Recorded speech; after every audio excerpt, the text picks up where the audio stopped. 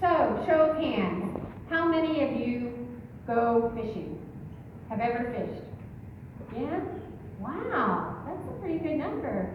I remember as a child, my father took my sister and I out to this lake, and he was going to teach us how to fish, with a pole and with the bait and everything. And my sister and I were kind of squeamish, and we just really didn't get into it. But later, my two brothers, when he took them out, they did get into it and liked it and enjoyed it and loved bringing home fish for the catch.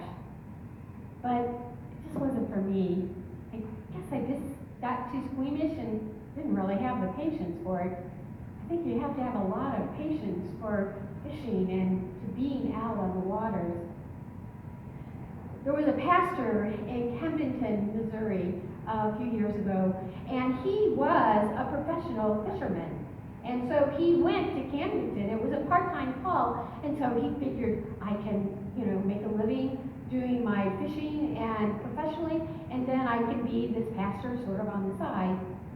Well, it turned out he was better at being a pastor than he was a fisherman and making money. And so he had to forego that call and move on to another calling. From what I know about these disciples that we hear in the gospel reading today, Jesus called them because they did have good fishing skills. But something about Jesus must have struck them, that they are compelled to leave their nets behind and to follow Jesus, to even leave your parents behind. Why would such an immediate response happen? Perhaps they were searching for something else in their life.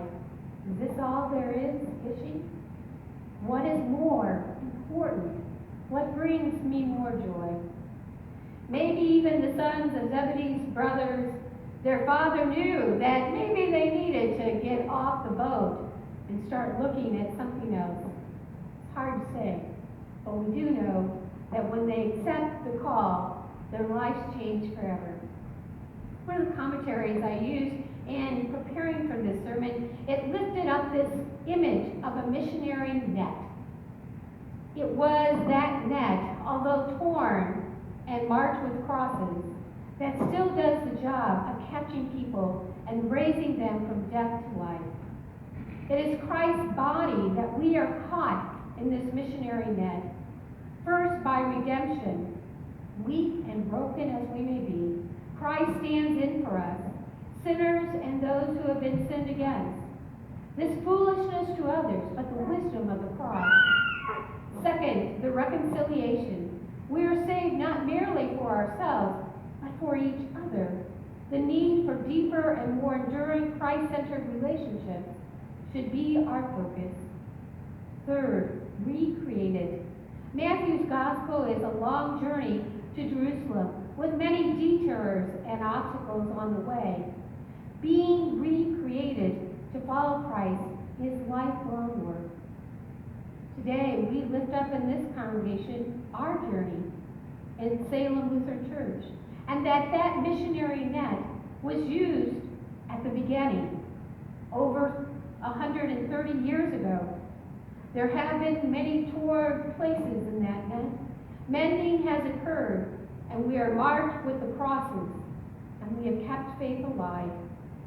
In recent years, we have stepped out in faith, becoming a reconciled in Christ congregation, welcoming siblings that have been wounded by the church. Our actions have been ones that have encouraged all to feel welcome. We encourage others to develop us in those relationships and discover the deep meaning of God's love for us all. We celebrate God's redemption of Christ in our midst. As we live together as a faith community, we seek reconciliation. Let's face it. Conflict is a part of our life together in the church. Yet the Apostle Paul calls us to see that we are to be united of the same mind and of the same purpose. This past week, the staff and I were working on preparing for the annual meeting. I reread the mission statement for this congregation. Encounter serve God, grow in faith, serve the world. And the vision statement, Salem is a vibrant body of Christ, devoted to engaging and impacting the community by love of all people, serving those in need, and developing our spiritual maturity. Do these vision and purpose still hold true? Or do we need to be recreated to find where God is calling us? In our meeting today, we will focus on the challenges before us and seeing where God is active in our midst. What do we need to step out in faith and do and be about? I believe God is calling us into mission and to life, and that it is the people of Salem that really matter, and the joy that we experience with each other. This journey is not a sprint. It's a path we need to take, and to remember that we take it together as siblings, and that God is always with us.